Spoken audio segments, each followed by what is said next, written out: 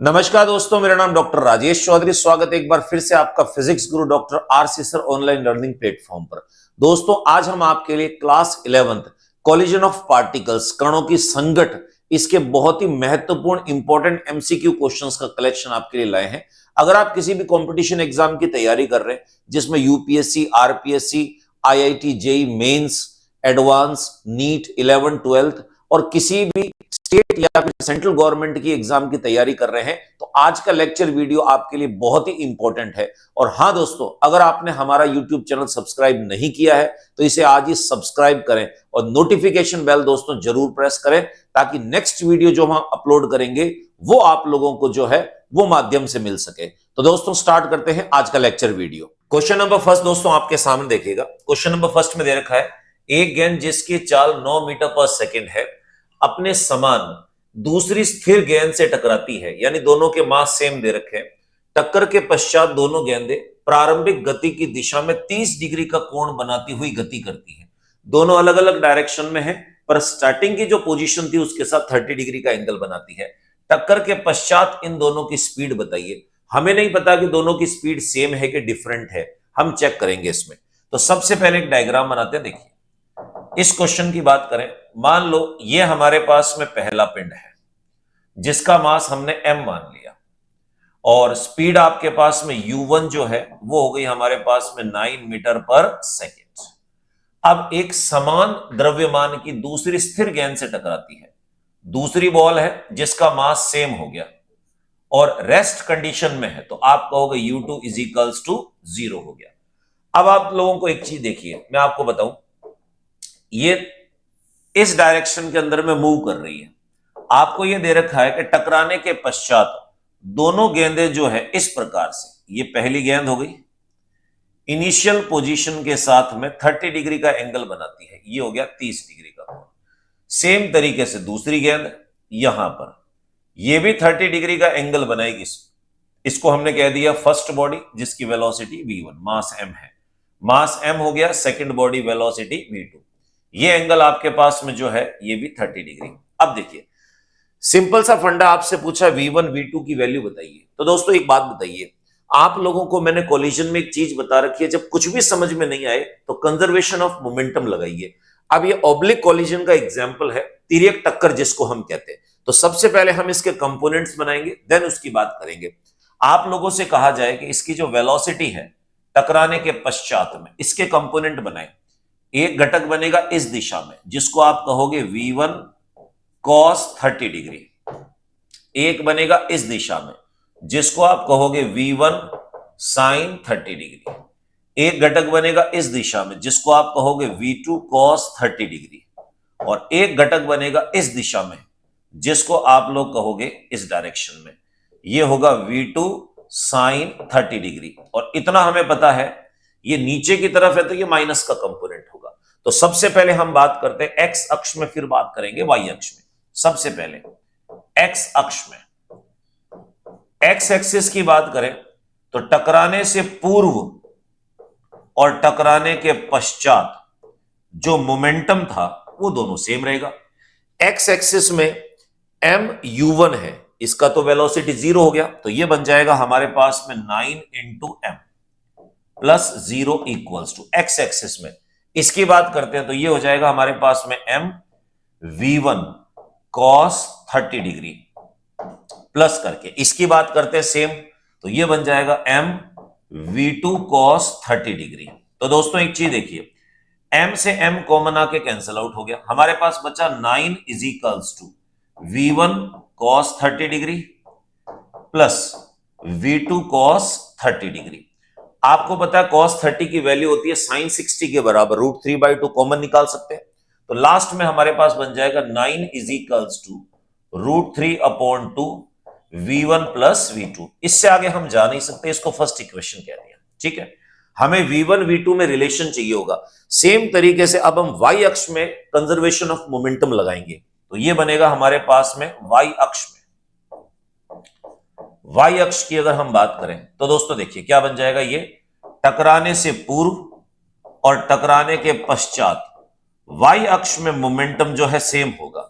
अब देखिए Y access में बॉडी मूव नहीं कर रही है, इसका मतलब वाई एक्सेस में मोमेंटम इसका जीरो रहेगा।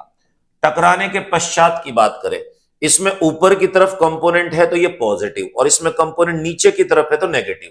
ये बन जाएगा एम V1, और ये बन गया आपके पास में साइन 30 डिग्री, और ये बन जाएगा -M V2 साइन 30 डिग्री। ठीक है, अब देखिए इसको उठा के हम यहां शिफ्ट करें, M से M कैंसिल आउट हो जाएगा, तो ये बन जाएगा आपके पास में V1 sine 30 degree is equals to V2 sine 30 degree. Sine 30 cancel out, V1 is equals to V2। तो हम ये कह सकते हैं कि V1 और V2 सेम है। अब V1 और V2 सेम है तो यहां पर हम ट्वाइस V1 लिख सकते हैं या ट्वाइस V2 लिख सकते हैं। तो समीकरण 1 का इस्तेमाल अगर मैं करूं यहां पर, समीकरण 1 से क्या बन जाएगा, लेफ्ट साइड में हमारे पास में 9 इक्वल्स टू √3/2, और ये बन जाएगा 2V1, कैंसिल आउट हो गया।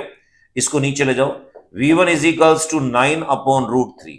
अब देखिए आप इसको 9 को क्या लिख सकते हो, आप लिख सकते हो इसको 3 × 3, तो ये हो जाएगा आपके पास में, देखिए 3 × 3 अपॉन √3।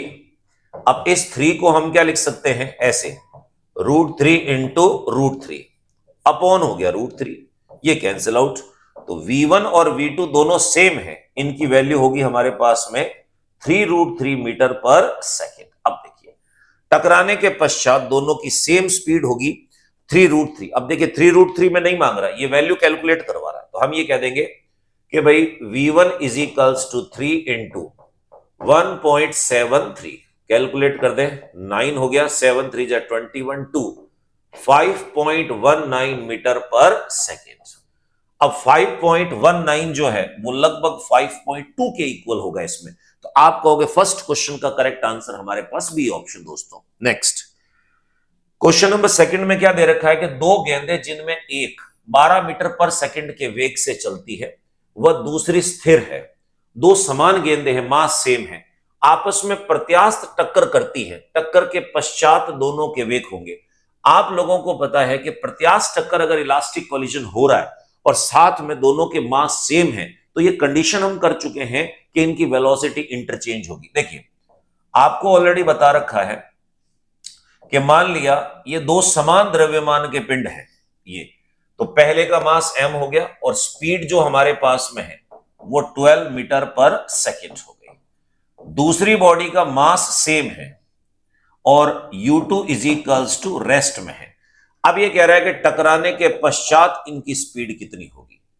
तो फर्स्ट बॉडी जो है V1 मास तो सेम था, सेकेंड बॉडी मास सेम है और ये हो गई हमारे पास V2। अब देखिए प्रत्यास्थ टक्कर में आप लोगों को पता है कि एनर्जी लॉस नहीं होता। अब पूर्णतः प्रत्यास्थ की मैं बात करता हूं, उसमें अगर दोनों के द्रव्यमान समान है, समान द्रव्यमान है, सेम मास है, तो आप कहोगे they will interchange there velocity, इनके वेग परस्पर परिवर्तित हो जाएंगे। कंडीशन में आपको लिखवा रखा सारी चीज, तो क्या बन जाएगा, V1 की वैल्यू वही हो जाएगी जो U2 की थी, यानी V1 is equals to U2, और U2 0 था तो आप कहोगे V1 0 हो जाएगा।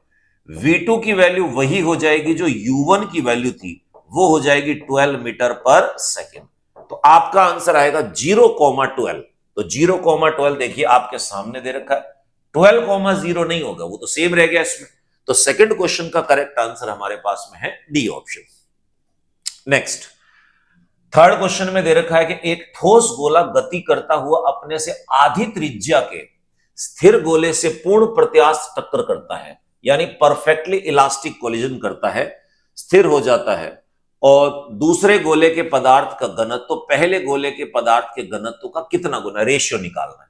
तो थोड़ा सा मैं डायग्रामेटिकली आपको समझा दूं। देखिए एक ठोस गोला गति करता हुआ एक सॉलिड स्फीयर है हमारे पास में, ये रहा, इस प्रकार से अपने से आधी त्रिज्या के गोले से, यानी इसका रेडियस मैंने r मान लिया, ठीक, गति करता हुआ कुछ वेलोसिटी से मूव कर रहा था जिसको हमने u कह दिया, अपने से आधी त्रिज्या के स्थिर गोले से, यानी एक दूसरा और स्फीयर है जिसका रेडियस आपके पास में r/2 है, परंतु इसका जो वेग है आपके पास वो कितना दे रखा है, 0 दे रखा है। पूर्णतः प्रत्याश टक्कर कर स्थिर हो जाता है, यानी टकराने के बाद में वो रेस्ट में आ जाएगा। ये रेस्ट में आ गया, ये चल रहा है इसमें। तो आपसे कहा जाए टकराने के बाद में पहला पिंड जो हमारे पास है ये, जिसका रेडियस r था, ये v1 इज इक्वल्स टू 0 हो गया विराम अवस्था में। पर दूसरा गोला जो है ये गतिमान है r/2 रेडियस का, और आपको निकालना है ये वेग से गति कर रहा है इसमें, ठीक है, किसी ना किसी एक वेलोसिटी से मूव कर रहा है। आपसे ये कह रहा है कि टक्कर कैसी है, पूर्णतः प्रत्यास्थ है। तो दोस्तों एक चीज बताइए, पूर्णतः प्रत्यास्थ टक्कर में क्या होता है कि बॉडीज जो होती हैं वो अपनी वेलोसिटी इंटरचेंज कर लेती हैं। तो मैं आपसे कहूं इसका वेग u था, इसका वेग 0 था, टकराने के पश्चात पहला रेस्ट में आ गया और दूसरे की स्पीड वही हो जाएगी जो पहले की स्पीड थी। अब दोनों की डेंसिटी जो है उनका रेशियो चाहिए। बड़ा सिंपल सा फंडा है। बच्चा बोले सर डेंसिटी तो आज तक हमने पढ़ा ही नहीं, मास को डेंसिटी की फॉर्म में कन्वर्ट करना है। आप लोगों को पता है कि डेंसिटी इज इक्वल्स टू होता है मास अपॉन वॉल्यूम। तो जहां कहीं m की जरूरत पड़ेगी मैं रो इंटू वी लिख दूंगा, और मुझे पता है कि दोनों गोले हैं, तो गोले का आयतन जो हमारे पास में होता है वो होगा 4/3 पाई r क्यूब। अब देखिए दोस्तों, कंजर्वेशन ऑफ मोमेंटम में यूज करूं तो मैं ये कह सकता हूं कि m1u1 plus m2u2 is equals to m1v1 plus m2v2। मैं डायरेक्ट फॉर्मूला लिख दिया। m1 क्या है, इसका मास, तो mass is equals to density into volume. तो देखिए आप कह सकते हो कि समान प्रकृति का गोला है, यानी दोनों की जो हमारे पास में डेंसिटी हालांकि डिफरेंट होगी इसमें, तो क्या बन जाएगा, mass is equals to density, rho 1 हो गया हमारे पास। वॉल्यूम की बात करें तो ये बन जाएगा 4/3 pi r cube into velocity u है प्लस 0 हो गया। m1 की वैल्यू 0 है, देखिए यहां पर वेलोसिटी, तो ये 0 बन जाएगा, प्लस करके m2 मास है तो ये हो जाएगा रो 2 इंटू 4/3 पाई r क्यूब। तो रेडियस इसका कितना दे रखा है, r/2 क्यूब करोगे तो r3/8 हो गया, और वेलोसिटी u है। तो एक बार मैं वापस ढंग से लिख देता हूं इसमें, rho 1 4/3 pi r cube u is equals to rho 2, और ये हो जाएगा 4/3 pi r cube upon 8 into u। तो u से u कैंसिल आउट, 4/3 पाई से 4/3 pi cancel out, r cube से r क्यूब कट गया, rho 1 is equals to rho 2 upon कितना हुआ, 8 हुआ। अब दोस्तों आपको कैलकुलेट क्या करना है, दूसरे गोले के पदार्थ की डेंसिटी पहले के रिस्पेक्ट में। तो इसको यहां शिफ्ट करें तो ये बन जाएगा मेरे पास में rho 2 upon rho 1 is equals to 8/1। तो आप कहोगे सेकंड की डेंसिटी जो है वो पहले की डेंसिटी से 8 गुना ज्यादा होगी। तो ऑप्शन देख लीजिए, सी ऑप्शन जो है वो हमारे पास में थर्ड क्वेश्चन का करेक्ट आंसर होगा। नेक्स्ट क्वेश्चन नंबर 4 देखिए क्या दे रखा है, एक 5 किलोग्राम द्रव्यमान का पिंड गति करता हुआ किसी अन्य स्थिर पिंड से टकराता है। तो डायग्राम में साथ में फॉर्म कर देता हूं। इसमें एक बॉडी आपके पास में दे रखी है जिसका द्रव्यमान 5 केजी है, तो m1 is equals to 5 K G. Okay, गति करता हुआ किसी अन्य स्थिर पिंड से टकराता है। तो दूसरी बॉडी जो आपके पास में है m2, ये इसका वेग जो है वो 0 दे रखा है, यानी विराम अवस्था में है, रेस्ट कंडीशन में, ठीक है। टक्कर के पश्चात दोनों पिंड उसी दिशा में पहले पिंड के वेग के 1/3 वेग से गति करते हैं। मान लो इसकी स्पीड u है।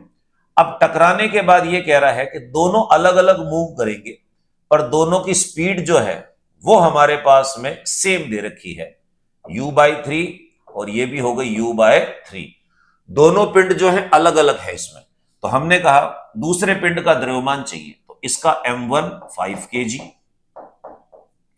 और ये हो गया m2, इसकी वैल्यू आपको कैलकुलेट करनी है।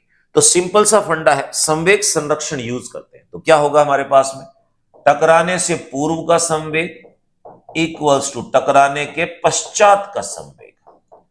टकराने से पूर्व m1 इंटू u प्लस 0 हो गया इक्वल्स टू टकराने के पश्चात m1 u/3 प्लस m2, और ये बन गया हमारे पास में u/3। अब इसको सॉल्व कर ले। देखिए U, U और U कैंसिल आउट हो गया। M1 की वैल्यू है आपके पास 5 kg, राइट साइड में M1 है 5 kg, 5/3 प्लस M2 अपॉन हो गया 3, इसको यहां शिफ्ट करें, 5 minus 5/3 is equals to M2 upon 3। LCM ले डालीजिए, 3 15 में से गया 10 हो गया हमारे पास, इक्वल्स टू M2 अपॉन 3। तो प्यारे बच्चों आपका आंसर हो गया M2 is equals to 10 kg। तो सेकंड बॉडी जो है उसका मास हमारे पास में 10 किलोग्राम होगा। ये बी ऑप्शन आपके पास फोर्थ क्वेश्चन का करेक्ट आंसर दोस्तों। नेक्स्ट क्वेश्चन नंबर 5वां, एक 10 ग्राम की गोली 500 मीटर प्रति सेकंड वेग से गति करती हुई 10 किलोग्राम के स्थिर बर्फ के टुकड़े में घुसकर रुक जाती है। यदि बर्फ का टुकड़ा घर्षण रहित तल पर रखा हो तो उसका वेग बताइए। संयुक्त गति है इसमें, इस प्रकार से दे रखा है, एक बुलेट आपके पास में है 10 ग्राम की, 0.01 kg हो गया हमारे पास में। M1 की वैल्यू 500 मीटर पर सेकंड की स्पीड से जा रही है। U1 हो गया हमारे पास में 500 मीटर पर सेकंड। अब ये किसी एक आइस ब्लॉक से टकराती है, रास्ते में रखा हुआ इस प्रकार से एक ice block. M2 is equals to हमारे पास में है 10 kg। ओके, रेस्ट कंडीशन में था तो U2 इज इक्वल्स टू 0। अब टकराने के बाद की कहानी ये बोल रहा है कि दोनों एक दूसरे में इस प्रकार से धंस जाते हैं, यानी संयुक्त गति हो गई हमारे पास में। तो ये आपके पास में M1 है और ये हो गया आपके पास में M2। अब आपसे पूछा है कि ये किस वेग से गति कर रहे हैं, तो मोमेंटम कंजर्वेशन यूज करते हैं हम इसमें। तो ये होगा हमारे पास में M1U1 plus M2U2 is equals to, संयुक्त गति है तो ये बन जाएगा M1 plus M2 into V हो गया। अब देखिए M1 आपके पास में है 0.01 इंटू V1 हो गया 500, ये 0 हो जाएगा। अब आपको पता है कि दोनों को अगर मैं ऐड करूं, 10 किलोग्राम में 0.01 ऐड करें तो 10.01 मान लिया एक तरह से। डबल जीरो जो है पॉइंट रिमूव कर देगी 5 और इसके नीचे ये आ जाएगा 10.01 इज इक्वल्स टू V। अब 10.01 बहुत छोटा है तो 5 में 10 का भाग लगाएं तो लमसम मेरे पास में वैल्यू जो है वो 0.5 मीटर पर सेकेंड आएगी। अब देखिए तो 0.5, हालांकि जो आंसर है 0.49 ऐसा समथिंग आएगा, तो इसको राउंड ऑफ करके हमने 0.5 लिख दिया। तो आपका करेक्ट आंसर जो है 5वें का सी ऑप्शन है, 0.5 मीटर पर सेकेंड। नेक्स्ट क्वेश्चन नंबर 6 देखिए, बहुत इंपॉर्टेंट क्वेश्चन है। 5 ग्राम का एक मिट्टी का ढेला पूर्व दिशा में 10 सेंटीमीटर पर सेकंड की स्पीड से गति करता है। तो एक थोड़ा सा डायग्राम बनाया था इसमें। मान लिया पूर्व दिशा यूं है तो उसकी उल्टी पश्चिम हो गई। तो एक मिट्टी का ढेला हमारे पास में ऐसे, जिसका मास M1 इज इक्वल्स टू, ये आपको दे रखा है 5 ग्राम। सीजीएस में तो सीजीएस में पढ़ रहे दो, ऑप्शन में देखिए सब सीजीएस में दे रखे हैं। इसकी स्पीड आपको दे रखी है U1 is equals to 10 centimetre पर सेकेंड, पूर्व दिशा में जा रहा है। गति पश्चिम दिशा में 15 सेंटीमीटर पर सेकेंड वेग से गतिमान 2 ग्राम के दूसरे मिट्टी के ढेले से टकराता है। अब दूसरा मिट्टी का ढेला इसके ऑपोजिट डायरेक्शन में आ रहा है। ये हमारे पास में M2 इज इक्वल्स टू 2 ग्राम हो गया इसमें, और इनकी जो वेलोसिटी है U2 ये आपको दे रखी है 15 मीटर सेंटीमीटर पर सेकेंड दे रखा। ओके, अब ये कह रहा है कि सीधी टक्कर करता, टकराने के पश्चात दोनों ढेले परस्पर चिपक जाते हैं। अब संयुक्त गति, चिपकने के बाद ये पूर्व में जाएगा, पश्चिम में जाएगा, कहां जाएगा? तो हमने कहा टकराने के बाद में ये ऐसा हो गया। अब हमें नहीं पता किस डायरेक्शन के अंदर में जा रहा है, तो मान लो मैं इस डायरेक्शन के अंदर में मान लेता हूं इसको, इसी डायरेक्शन में, इस डायरेक्शन में मान लिया मैंने V वेग से। अगर मेरा आंसर प्लस आ रहा है तो यही डायरेक्शन रहेगा, और माइनस आ रहा है तो इस डायरेक्शन में चला जाएगा। चेक कर लेते हैं इसमें। देखिए तो अगर आप इसको पूर्व दिशा को प्लस मानोगे तो ये पश्चिम दिशा माइनस हो जाएगी। तो मैं यहां लिख देता हूं कि अगर ये प्लस है तो ये मेरे पास में क्या होगा, माइनस हो जाएगा। तो आप कहोगे संवेग संरक्षण कहता है कि M1U1 प्लस M2U2 चिपक गए आपस में ये, तो M1 प्लस M2 संयुक्त गति है, इंटू हो गया V। अब देखिए मास है इसका 5 ग्राम, वेलोसिटी इसकी है 10, पॉजिटिव डायरेक्शन में ले लिया हमने प्लस करके। मास इसका हमारे पास में 2 है, वेलोसिटी ऑपोजिट डायरेक्शन में तो -15 हो गया, is equals to m1 plus m2 की बात करें तो ये हो जाएगा 5 और 2 7 इंटू हो गया हमारे पास में कितना v हो गया। अब चेक कर लेते हैं इसमें, तो ये आपके पास में कितना आ जाएगा, देखिए इसको सॉल्व करें, ये 50 और ये हो गया हमारे पास 30, तो बन गया 20 और नीचे हो गया 7 इज इक्वल्स टू आपके पास में v निकला, तो ये बना हमारे पास में, इसको काटेंगे तो 2 पॉइंट, ये हो गया 7 दूनी 14, 6 बच गए, तो लगभग आपके पास में 6 बच गए, 6 8 जा 48, 7 है तो 6 बच गया, 7 8 56, पीछे 4 बच गया हमारे पास में, और लगभग 4 मतलब 5, 2.86 मान लेते हैं, 2.86 सेंटीमीटर पर सेकेंड। अब मुझे बताइए आपका आंसर प्लस में आया, तो प्लस में आया इसका मतलब बॉडी पॉजिटिव डायरेक्शन में जा रही है, तो पॉजिटिव डायरेक्शन हमने किसको लिया था, पूर्व दिशा में, तो देखिए पूर्व दिशा में 2.86 के आसपास। अब राउंड ऑफ करके इन्होंने दे रखा है 2.8 सेंटीमीटर पर सेकेंड पूर्व दिशा की ओर, तो सी ऑप्शन जो है हमारे पास में 6 का करेक्ट आंसर है दोस्तों। नेक्स्ट क्वेश्चन नंबर 7 देखिए क्या दे रखा है, 2 सेंटीमीटर त्रिज्या की एक स्टील की गेंद घर्षण क्षैतिज तल पर 5 सेंटीमीटर पर सेकंड के वेग से गति करती हुई 3 सेंटीमीटर त्रिज्या के अन्य स्थिर स्टील की गेंद से टकराती। अब देखिए दोनों गेंदें स्टील की है तो डेंसिटी दोनों की सेम होगी, इसमें टक्कर के पश्चात दोनों गेंदों के वेग क्रमशः कितने होंगे, फॉर्मूले से कैलकुलेट करने, चेक कर लेते हैं। देखिए आपको यह कह रहा है कि एक स्टील की गेंद है जिसका रेडियस आपको दे रखा है r1 इज इक्वल्स टू हमारे पास में है 2 सेंटीमीटर, इसकी जो स्पीड आपके पास में है वो है 5 सेंटीमीटर पर सेकेंड। ओके, वेग से गति करती हुई 3 सेंटीमीटर त्रिज्या की अन्य स्थिर गेंद से टकराती है। एक दूसरी गेंद हमारे पास में है, रेस्ट कंडीशन में है, पर रेडियस जो है इसका हमारे पास में वो 3 सेंटीमीटर हो गया। u2 इज इक्वल्स टू कितना है, 0। टक्कर के पश्चात दोनों की स्पीड बतानी है, मान लो इसकी स्पीड हो गई v1, फॉर्मूले से निकाल लेंगे, और ये हो गई आपके पास में कितनी, v2।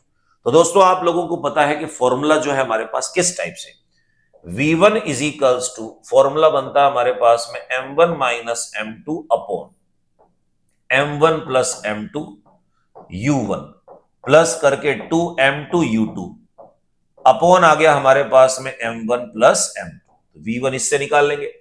v2 की बात करते हैं हम, इसमें v2 इज इक्वल्स टू ये बनेगा आपके पास में 2m1 u1 upon m1 plus m2 plus करके बन जाएगा m2 minus m1 upon u2 divided by m1 plus m2। अब देखिए कई बार क्या होता है, फॉर्मूले में कॉमन निकाल के m1 माइनस m2 के लिए माइनस लगाते, तो मैंने कॉमन नहीं निकाला। अब बच्चा बोलता है सर रेडियस दे रखा है, आपके पास तो मास है, तो थोड़ा सा कंसेप्ट में बिल्ड करता हूं। मास इज इक्वल्स टू होता है डेंसिटी इंटू वॉल्यूम। डेंसिटी दोनों की सेम है, वॉल्यूम जो होती है हमारे पास में स्फेरिकल बॉल से 4/3 पाई आर क्यूब, तो आप कहोगे 4/3 पाई भी सेम है, तो m डायरेक्टली प्रोपोर्शनल क्या हुआ, आर क्यूब के।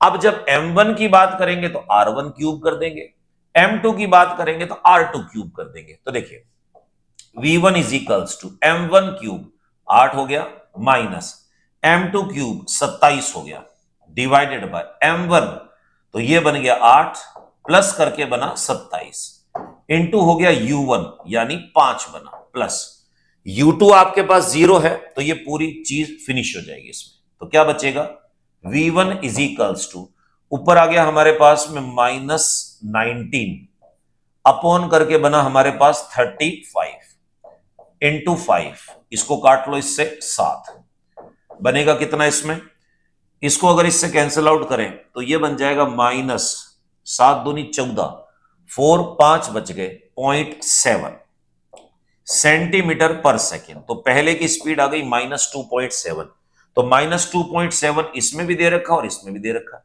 अब दूसरा नंबर कितना होगा इससे चेक करें, v2 इज इक्वल्स टू, देखो u2 की वैल्यू 0 है आपके पास, तो ये फिनिश हो जाएगा नंबर, तो प्लस करके 0 हो गया। 2 m1 जो है वो r1 का क्यूब, तो 8 बन गया हमारे पास, अपॉन R1 का क्यूब 8 बन गया प्लस करके R2 का क्यूब तो ये बन गया 27। V2 is equals two plus में आंसर आ रहा है 16 अपॉन 35। अब ये हमारे पास और देखो U1 मैंने यहां मल्टीप्लाई नहीं किया, U1 5 दे रखा आपको, इंटू हो जाएगा 5, इसको काट लेते हैं इससे 7, तो ये बन जाएगा आपके पास में प्लस में आएगा 7 दूनी 14, 2 बच गए हमारे पास में, तो 0.3 के आसपास में प्लस 2.3 सेंटीमीटर पर सेकेंड। तो पहले की स्पीड आएगी माइनस में, ऑपोजिट डायरेक्शन जाएगा, दूसरे की स्पीड आएगी प्लस में, तो पहला माइनस दूसरा प्लस। आपके पास में ऑप्शन कौन सा दे रखा है? 7वें क्वेश्चन का करेक्ट आंसर बी ऑप्शन। दोस्तों डायरेक्ट फॉर्मूला बेस्ड क्वेश्चन था, ज्यादा कोई दिक्कत नहीं थी। क्वेश्चन नंबर 8वां देखिए, सिंपल सा, अप्रत्यास्थ टक्कर में जो भौतिक राशि संरक्षित रहती है वो कौन सी? प्रत्यास्थ टक्कर में पूर्णतः प्रत्यास्थ हो तो गतिज ऊर्जा और संवेग दोनों संरक्षित रहते हैं। अप्रत्यास्थ टक्कर में गतिज ऊर्जा में लॉस होता है, गतिज ऊर्जा में क्षय होता है, तो केवल रेखीय संवेग जो है वो संरक्षित रहेगा। केवल और केवल संवेग संरक्षित रहता है, गतिज ऊर्जा स्थितिज ऊर्जा संरक्षित नहीं। हां, कुल ऊर्जा संरक्षित रहती है, गतिज ऊर्जा अकेली संरक्षित रहेगी पूर्णतः प्रत्यास्थ टक्कर में। तो 8वें क्वेश्चन का करेक्ट आंसर हमारे पास बी ऑप्शन। क्वेश्चन नंबर 9 दोस्तों आपके सामने देखिए, क्वेश्चन नंबर 9 में क्या दे रखा है कि 1 किलोग्राम द्रव्यमान के एक पिंड को 100 मीटर पर सेकंड के प्रारंभिक वेग से ऊपर की ओर फेंका जाता है। 5 सेकंड के पश्चात वह विस्फोटित होकर 2 भागों में विभाजित हो जाता है। यदि एक भाग आपको दे रखा है 400 ग्राम का है और 25 मीटर पर सेकंड की स्पीड से जा रहा है, तो दूसरा जो है वो किस प्रकार से, किस स्पीड से जो है वो गति करेगा? तो देखो दोस्तों सिंपल सी चीज है, आपको यहां पर क्या दे रखा है, जनरली इस क्वेश्चन में बच्चा देखता है कि पहले पिंड की स्पीड जो है वो 100 मीटर पर सेकेंड है, जबकि नहीं। देखिए यहां से एक गोला जो है वो ऊपर की तरफ प्रक्षेपित किया जाता है, t is equals to 0 second पर इसकी जो स्पीड थी वो थी आपके पास में 100 मीटर पर सेकेंड। तो जब उसकी स्पीड 100 मीटर पर सेकेंड, तब विस्फोट नहीं हुआ, 5 सेकेंड के बाद। मान लिया कि 5 सेकेंड के बाद में ये यहां पहुंच गया, इस जगह पे यहां पहुंचा, तो t is equals to 5 second पर अब हमें निकालना है कि इसकी स्पीड कितनी है, v की वैल्यू, क्योंकि 5 सेकेंड बाद जब ये विस्फोटित हुआ तो उस समय स्पीड हमें पता होनी चाहिए। तो न्यूटन की इक्वेशन से यूज करेंगे। साइन कन्वेंशन क्या कहता है कि ऊपर लगता है प्लस और नीचे लगता है माइनस, मैं ऑलरेडी बता चुका हूं आपको। तो v is equals to u plus G T. अब देखिए v ऊपर की तरफ है प्लस रहेगा, u ऊपर की तरफ है प्लस रहेगा 100, ग्रेविटी नीचे लगती है तो -10 इंटू 5, तो v की वैल्यू हुई आपके पास में 50 मीटर पर सेकेंड। जब गोले में विस्फोट हुआ उस समय उसकी जो स्पीड थी वो आपके पास में थी 50 मीटर पर सेकेंड। अब मान लेते हैं यहां पर आने के बाद में उसमें विस्फोट हुआ, जब वो विस्फोट हुआ ऊपर जा रहा था उसमें, तो इस समय इसका द्रव्यमान मास जो है वो है 1 kg और इसका जो वेग है आपके पास में वो है 50 मीटर पर सेकेंड। अब देखो ध्यान से कि एक टुकड़ा 400 ग्राम का 25 मीटर पर सेकंड के वेग से नीचे की ओर जा रहा है, तो पहले टुकड़े को मैं अलग से बना लेता हूं इसमें, यानी पहला टुकड़ा जो है ये रहा, पहला टुकड़ा ये नीचे की तरफ जा रहा है, इसमें इसका मास m1 कह दिया मैंने, 400 ग्राम है तो 0.4 kg हो गया। वेलोसिटी दे रखी है इसकी v1, ये हमारे पास में कितनी है 25 मीटर पर सेकेंड, 25 मीटर पर सेकेंड। अब ये कह रहा है कि मान लिया दूसरा गोला जो हमारे पास में है वो पहले तो बताना स्पीड और किस साइड जाएगा, ऊपर जाएगा नीचे जाएगा, हमें नहीं पता है। हमें इतना पता है कि अगर मैं ऊपर प्लस ले रहा हूं और प्लस आ रहा है तो ऊपर बोलूंगा और नीचे आ रहा है तो माइनस बोलूंगा। मान लिया मैंने दूसरे टुकड़े को यहां मान लिया ऊपर की तरफ 1 मिनट के लिए, तो m2 की वैल्यू कितनी हो जाएगी, 1 किलोग्राम में से 400 का टुकड़ा निकल गया तो 600 बचा, 0.6 kg, और ये हो जाएगा आपके पास में v2 की वैल्यू कैलकुलेट करनी है। मोमेंटम कंजर्वेशन यूज करेंगे, संवेग संरक्षण क्या बन जाएगा आपके पास में, विस्फोट से पहले का संवेग विस्फोट के पश्चात का संवेग सेम रहेगा, इसमें वैल्यू पुट कर देंगे विथ डायरेक्शन। मास है 1 किलोग्राम, वेलोसिटी हमारे पास में कितनी हुई 50 हो गई, इक्वल्स टू करके अब हम बात करते हैं इसकी m1 कितना है आपके पास में 0.4 मल्टीप्लाई करके वेलोसिटी कहां जा रही है, नीचे की तरफ जा रही है, तो आप यहां पर लिख देंगे इसमें 25 प्लस करके मास कितना है 0.6, वेलोसिटी हमें नहीं पता है और ये वेलोसिटी 25 नीचे की तरफ जा रही थी, मैं माइनस कर देता हूं, इधर बन जाएगा 50 और इधर बन जाएगा हमारे पास में कितना 10 और इक्वल्स टू माइनस है, सॉरी ये देखना बार बार प्लस लग रहा है, प्लस 0.6 V2 माइनस इधर जाएगा प्लस होगा तो 60 इक्वल्स टू 0.6 V2, नीचे फेंक दो इसको, 60 upon 0.6 equals to V2, point हटा 0 लग गया, 6 से काटोगे 100 आएगा आपके पास, तो V2 इज इक्वल्स टू है 100 मीटर पर सेकेंड। अब देखो आंसर क्या आ रहा है, प्लस आ रहा है, तो हमने ऊपर वाले डायरेक्शन को प्लस माना था, 100 मीटर पर सेकेंड की स्पीड से कहां की ओर जाएगा, ऊपर की ओर गति करेगा ये इसमें, यानी it will move upward direction, 100 metre पर सेकेंड की स्पीड से ऊपर की ओर। 9th क्वेश्चन का करेक्ट आंसर हमारे पास डी ऑप्शन दोस्तों। नेक्स्ट 10वें में दे रखा 1 किलोग्राम द्रव्यमान का एक स्थिर बम फटकर 3 टुकड़ों में इतने इतने इतने द्रव्यमान में विभक्त हो जाता है, यदि इसमें समान द्रव्यमान वाले टुकड़े यानी एक और एक वाले ये परस्पर लंबवत हैं और 30 मीटर पर सेकंड की स्पीड से गति करते हैं, तो बड़े टुकड़े का वेग बताइए। देखिए हुआ क्या, ये हमारे पास में एक बॉम्ब हो गया जिसका मास दे रखा है m is equals to 1 kg, rest condition में था, यानी u इज इक्वल्स टू कितना था 0। अब ये 3 पार्ट्स के अंदर में डिवाइड हो जाता है, अब 3 पार्ट कैसे, पहला इधर गया, दूसरा इधर गया, अब तीसरा कहां जा रहा हमें नहीं पता, हमने मान लिया तीसरा इस साइड कहीं मान लो, इस साइड मान लिया। अब ये वाले जो 2 टुकड़े हैं वो समान द्रव्यमान के होने चाहिए, तो इसको मैंने कह दिया कि m1 इज इक्वल्स टू, मान लो m मान लेता हूं, m2 is equals to m मान लिया क्योंकि दोनों के मास है, तीसरे टुकड़े का द्रव्यमान इनका 3 गुना है, तो मैं m3 जो है इसको 3m मान लेता हूं, तो बात तो वही हुई, 1 1 और 3 मानू तो m और 3 मान लिया। अब ये कह रहा है कि दोनों की स्पीड दे रखी है, u1 की स्पीड आपके पास में 30 मीटर पर सेकेंड, u2 जो आपके पास है ये भी 30 की स्पीड से चल रहा है, दोनों की स्पीड सेम है 30 मीटर पर सेकेंड। ओके, आपको निकालनी है u3 जो है इसकी वैल्यू कितनी होगी। प्यारे बच्चों सिंपल सी एक चीज देखिए, मोमेंटम जो है कंजर्व्ड रहता है, संवेग संरक्षित रहता है, तो मैं आपसे पूछूं इसकी अगर बात करें तो ये ऐसे दे रखा है, देखिए सदिश राशि है क्योंकि 90 डिग्री एंगल के साथ दे रखा है, तो हम कहेंगे टकराने से पूर्व का संवेग का वेक्टर इक्वल्स टू टकराने के पश्चात के वेक्टर के एडिशन के इक्वल होगा। 3 टुकड़े थे, मैंने 3 लिख दिए, अब पूर्व में जो है वो तो 0 हो गया हमारे पास में क्योंकि रेस्ट कंडीशन में था, तो आप कहोगे ये बना P1 plus P2 vector form में है plus P3 is equals to कितना बना 0 बना। अब आपको वैल्यू निकालनी है 3 वाले की, तो 3 को यही रोक दो, इन दोनों को यहां भेज दो, तो P3 vector is equals to minus P1 plus P2। ऐसा क्यों कि जिसकी वैल्यू मुझे निकालनी है उसको मैंने एक साइड कर दिया। अब वेक्टर में मैं सॉल्व नहीं कर सकता, पहले वेक्टर हटाना पड़ेगा, और आपको मैं ऑलरेडी कंसेप्ट में बता चुका हूं, अगर वेक्टर हटाना हो तो मुझे स्क्वायर करना पड़ेगा, स्क्वायर के लिए मुझे डॉट यूज करना पड़ेगा, तो क्या बन जाएगा P3 का स्क्वायर इक्वल्स टू P1 का स्क्वायर प्लस P2 का square plus 2P1 P2 cos theta. अब थीटा क्या है, P1 और P2 के बीच का एंगल, P1 और P2 के बीच का एंगल 90 डिग्री है, और आप लोगों को पता है कि अगर थीटा यहां पर 90 हो गया तो cos 90 की वैल्यू 0 होगी, तो ये नंबर साफ हो जाएगा, तो हम कहेंगे P3 का square is equals to P1 का स्क्वायर प्लस P2 का स्क्वायर, रूट लगा देते हैं, P3 is equals to under root P1 square plus P2 square.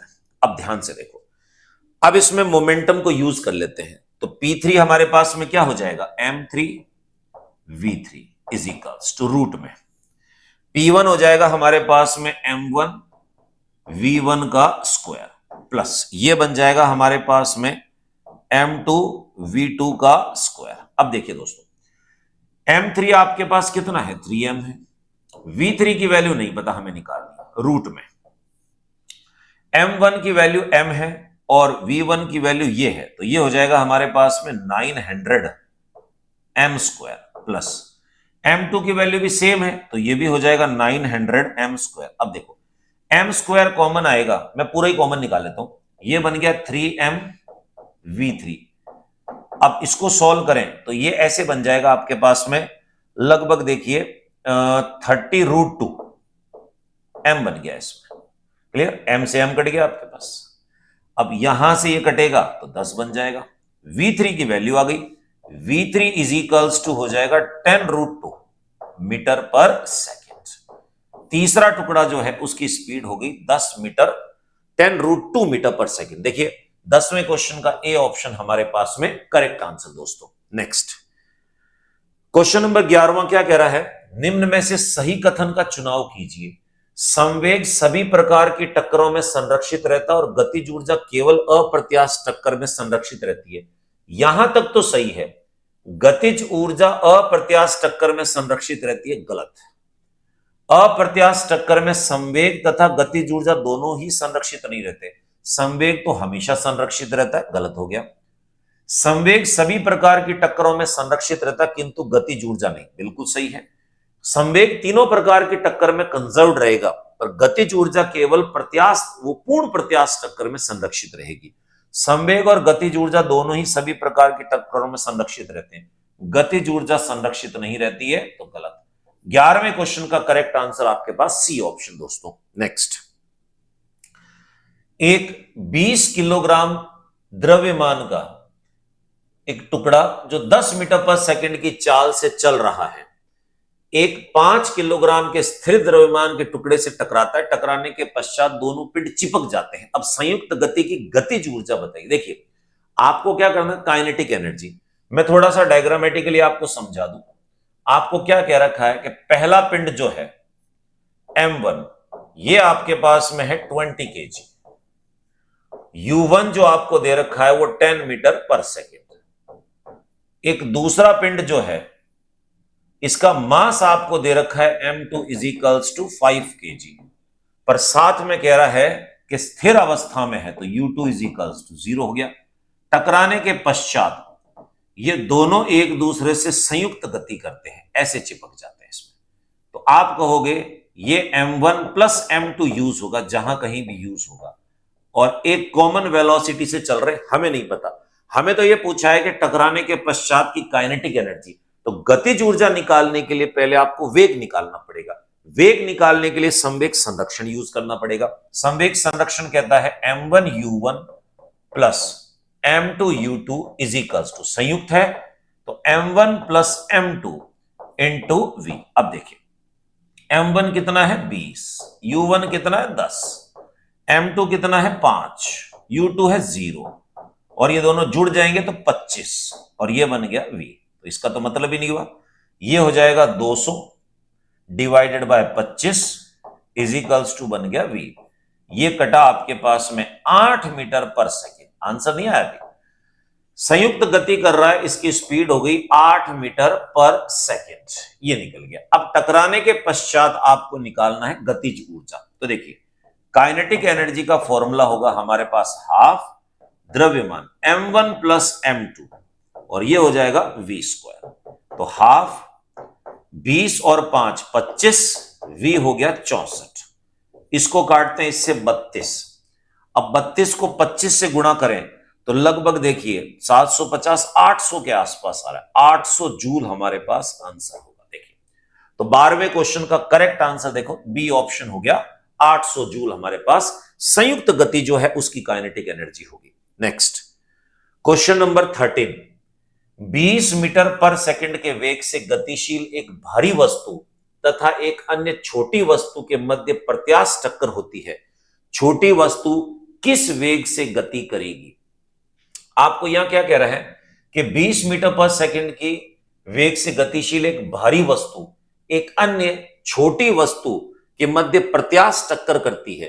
तो छोटी वस्तु जो है वो किस वेग से गति करेगी? ये देखिए 2-3 तरीके हैं आपके पास में। अब कई बच्चे ऐसे निकाल सकते हैं कि प्रत्यास्थ टक्कर है, वेग एक्सचेंज हो गया, तो वो तभी एक्सचेंज होगा जब उनके द्रव्यमान सेम होंगे। आपको यहां क्या दे रखा है कि मान लिया पहला हमारे पास में एक भारी वस्तु है, m1 कंसिडर कर लेते हैं इसमें, m1 वेग आपके पास में दे रखा है, भारी है, तो इसका द्रव्यमान तो है नहीं हमारे पास में, तो m1 कह लेते हैं, इतना लिख देंगे, भारी है, हैवी। कभी नगण्य लेने की बात आई तो यूज कर सकते हैं।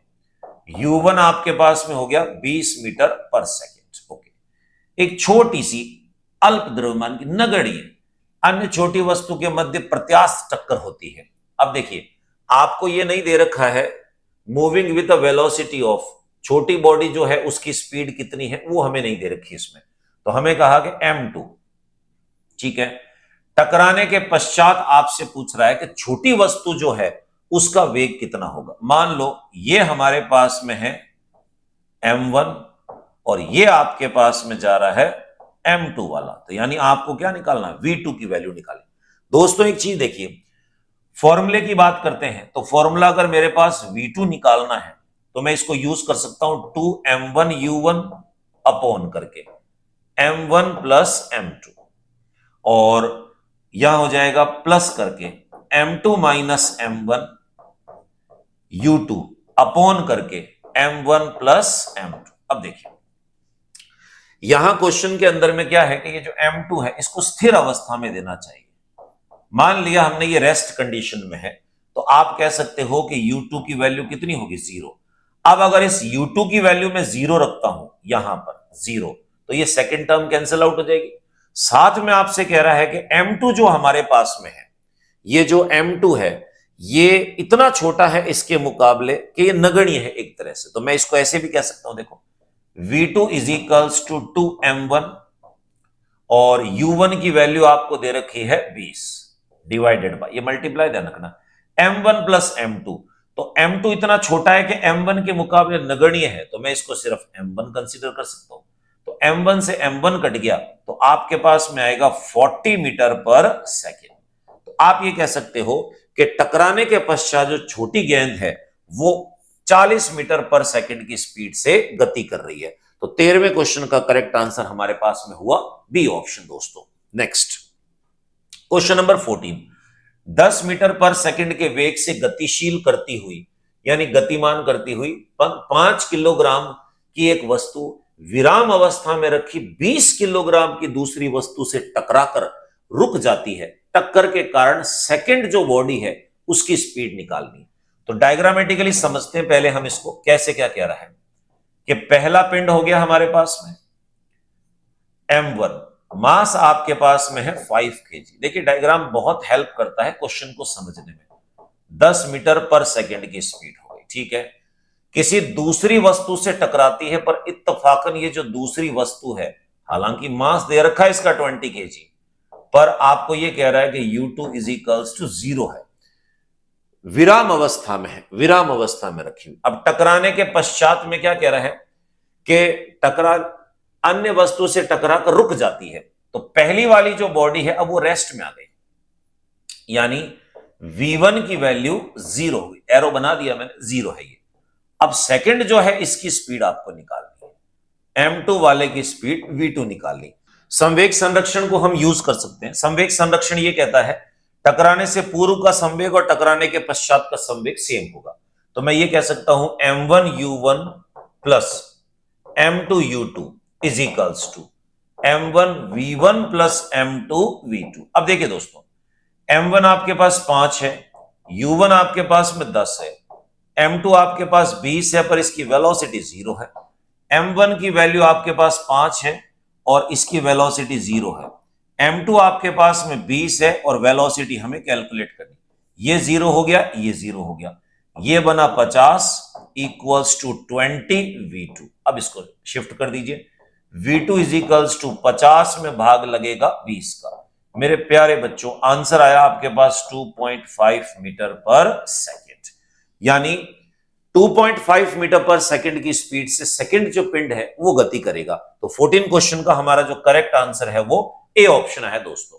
नेक्स्ट क्वेश्चन नंबर 15, m द्रव्यमान तथा v वेग की एक गोली को m द्रव्यमान के लकड़ी के बड़े ब्लॉक में दागा जाता है, निकाय का अंतिम वेग क्या होगा। देखिए कई बार क्या होता है कि सारे डाटा देने की जरूरत नहीं है, इसमें यह कह रहा है कि एक बुलेट जिसका मास m हो गया और वेग हमारे पास में v हो गया, ये हो गया v, ठीक है, स्मॉल है। किसी एक लकड़ी के ब्लॉक से जो रेस्ट कंडीशन में था, जिसका मास हमारे पास में m है पर रेस्ट में था, विराम अवस्था में, इससे जाके ये टकराती है, तो टकराने के पश्चात में ये धंस जाएगी। ये देने की जरूरत नहीं है, आपको पता है कि ब्लॉक में फंस जाएगी इस प्रकार से। अब संयुक्त गति कितनी होगी, m ये हो गया, m ये हो गया। अब आपसे कह रहा है कि किस वेग से गति करेगा, v मान लेता हूं। संवेग संरक्षण कहता है टकराने से पूर्व का संवेग और टकराने के पश्चात जो है वो संवेग आपस में सेम होंगे। तो दोस्तों देखिए, टकराने से पूर्व m इंटू वी प्लस ये 0 इक्वल्स टू, संयुक्त गति है तो m प्लस m हो जाएगा हमारे पास में, और यहां पर हम लिखेंगे v, इसको नीचे शिफ्ट करो, therefore v is equals to m upon m plus m into हो गया आपके पास v। अब ये ऑप्शन ढूंढ लीजिए, यानी mv upon m plus m, mv upon m plus m D, यानी 15वें क्वेश्चन का हमारा करेक्ट आंसर दोस्तों डी ऑप्शन होगा। तो दोस्तों ये था आज का लेक्चर वीडियो। दोस्तों आज के इस लेक्चर वीडियो के डिस्क्रिप्शन बॉक्स में हमारे टेलीग्राम चैनल का लिंक दे रखा है। उस टेलीग्राम चैनल के लिंक की सहायता से आप हमारा टेलीग्राम चैनल ज्वाइन कर सकते हैं, जिससे आपको अपकमिंग वैकेंसी और न्यू वीडियोस आपके कोर्स के जो है उनका नोटिफिकेशन मिलेगा। तो दोस्तों इजाजत दीजिए, नेक्स्ट वीडियो में आपके सामने फिर उपस्थित होंगे। धन्यवाद।